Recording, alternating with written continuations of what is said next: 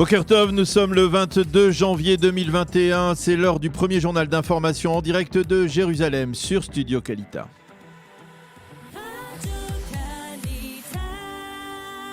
Et oui, direction de studio à Jérusalem avec notre correspondant Daniel Haïk. Bonjour Daniel, la situation sécuritaire au nord d'Israël. Pour commencer, une fois de plus, la Syrie fait état de raids aériens qu'elle impute à l'État hébreu.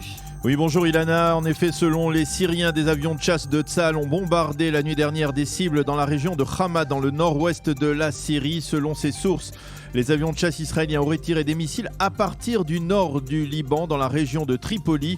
Toujours selon ces sources militaires syriennes, les batteries de missiles antimissiles syriennes auraient intercepté la majorité de ces missiles israéliens. Et puis on reste sur le terrain en Israël avec ces violents affrontements. Ça s'est passé aussi cette nuit dans la ville orthodoxe de Bnei Brak. Oui, des dizaines d'élèves des yeshivot ont agressé des policiers qui se trouvaient en civil à bord d'un véhicule de la police israélienne. Ces policiers œuvraient pour faire respecter les règles sanitaires dans la ville orthodoxe. Les élèves des yeshivot ont brisé les vitres du véhicule et fait éclater ses pneus. La police a arrêté 6 assaillants. Le Premier ministre Benjamin Netanyahou a très vivement condamné cette agression. J'encourage les forces de sécurité qui font respecter l'ordre et qui ont pour mission de veiller à l'application des mesures sanitaires, des mesures qui sauvent des vies. Nous agirons avec la plus grande fermeté contre ces hors-la-loi, a déclaré le Premier ministre sur Twitter.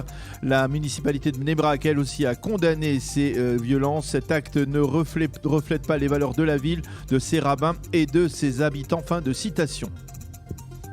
La gestion de la crise sanitaire justement en Israël, et vous avez ce matin, Daniel, une bonne nouvelle à nous annoncer. Oui, effectivement, Ilana, pour la première fois depuis 68 jours, le coefficient de contamination, le fameux R, est passé hier soir en deçà du 1, ce qui signifie donc que la contamination devrait baisser dans les tout prochains jours. Pour l'instant, on a recensé hier autour de 8000 nouveaux cas de coronavirus, mais l'on espère au ministère de la Santé apercevoir le bout du tunnel. Le ministère a donné l'ordre de vacciner les lycéens de première et de terminale afin que les examens du baccalauréat se déroulent sans problème en Israël.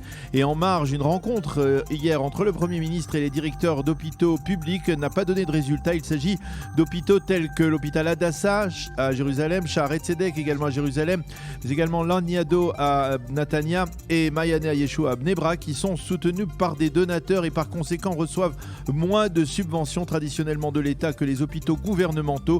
Ces directeurs réclament un budget ajusté à tous les autres hôpitaux, ce qui coûterait au Trésor la bagatelle d'1 milliard de shekels. Dans le reste de l'actualité, une page sociale par ailleurs ce matin avec des données préoccupantes. Oui, selon le rapport du Bitoire Léomi, les assurances nationales israéliennes publié hier soir, on recense actuellement en Israël près de 2 millions de personnes qui vivent en deçà du seuil de pauvreté. Ce chiffre est élevé, mais il est toutefois en légère baisse par rapport à celui de l'an dernier, et ce, en dépit de la crise économique provoquée par la pandémie.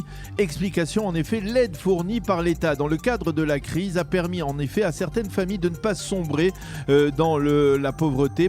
Sans cette aide, affirme le rapport, le niveau de vie en Israël aurait considérablement baissé de près de 22%.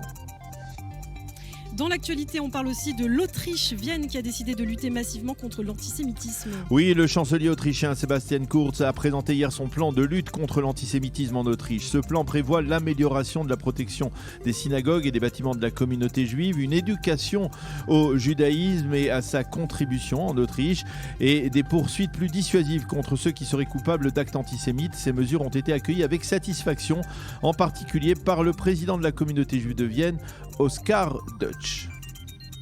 Et puis avant de clore ce journal, un mot de sport. Oui, avec une victoire à l'arraché hier soir pour le Maccabi Tel Aviv sur le Real Madrid en Euroleague de basketball, les Israéliens l'ont emporté sur leur terrain 86-84. Maccabi Tel Aviv compte 10 victoires et 11 défaites dans cette compétition. C'est la fin de ce premier journal d'information.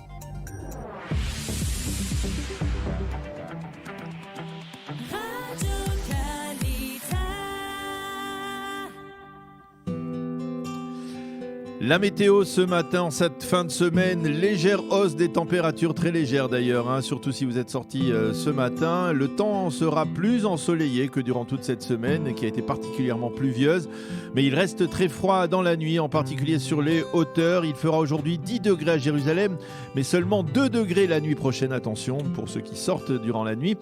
18 degrés à Tel Aviv aujourd'hui et 22 degrés à Eilat.